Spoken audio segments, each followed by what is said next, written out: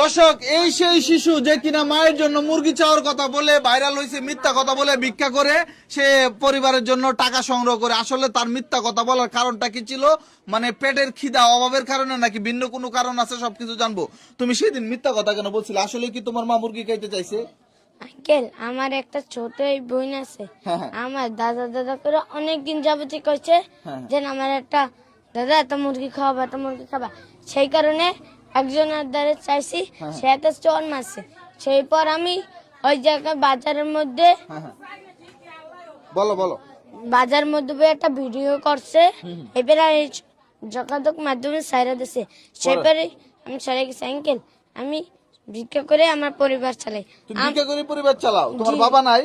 আমার বাবা গাছ মত খাই তাহলে ব্যথায় আঙ্কেল। দর্শক দেখেন, এই যে আসলে মূল ঘটনাটা কি আমি আপনাদেরকে বুঝাই বলতাছি। এই ছেলের বাবাটা হলো নেশা পানি করে। আসলে কি ওর বাবা, আপনারা পিছনে মনে হয় সত্য ঘটনা সত্য?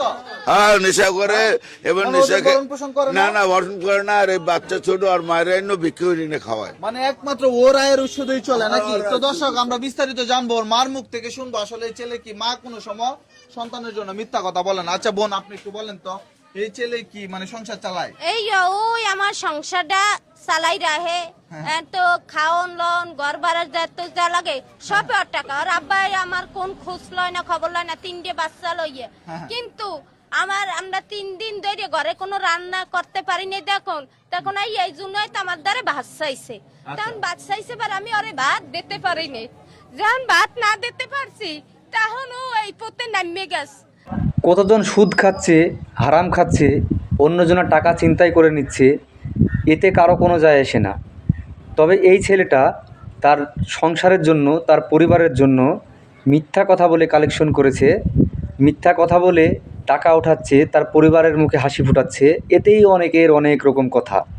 সোশ্যাল মিডিয়ায় এই ছেলেটাকে নিয়ে প্রচুর তোলপাড়। ছেলেটাকে যে যার মতো বলছে, কেউ বলে জুই খেলছে, কেউ বলছে নেশা করছে। আরে ভাই, সেটা কিছুই না। এই ছেলেটা শুধুমাত্র তার ছোট বোনের জন্য এবং তার মায়ের জন্যই ভিক্ষা করে। তবে সত্যি কথা বললে হয়তো কেউ দিবে না, এই জন্য একটু অভিনয় করে এবং হয়তো দুটো মিথ্যে কথা বলে। সবাই চেষ্টা করবেন এই ছেলেটার পাশে থাকা এবং এনাদের যেন ভালো হয়, সবাই দোয়া করবেন।